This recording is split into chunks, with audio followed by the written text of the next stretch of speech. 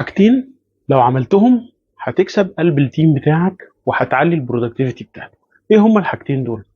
الحاجه الاولانيه ان احنا في عصر التكنولوجيا دلوقتي، والواتساب والمسجز والالكترونيك مسجز والايميلز. لو انت جيت اخترقت كل ده وحد من التيم بتاعك عمل حاجه مميزه وحبيت تكافئه، جرب كده تجيب له كارت كده من اي مكتبه، كارت لطيف، وتكتب له عليه كلمتين لطاف كده تحسسه بالابريشيشن، وحطه له الصبح على المكتب قبل ما يجي، او قبل ما تمشي بالليل حطه له على المكتب عشان يجي الصبح يلاقيه.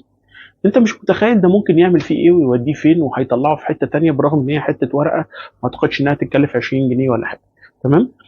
دي اول حاجه ممكن تجربها، ويا ريت الناس تجرب وتبعت لي في الكومنتات لما عملت كده حصل ايه. طيب ايه الحاجه التانية بقى؟ الباور اوف ووردز، قوه الكلام. الكلام النهارده، احنا النهارده ما بقيناش نعايد على بعض بالتليفون، بقينا نبعت الصور السخيفه اللي على الواتساب اللي بنبعتها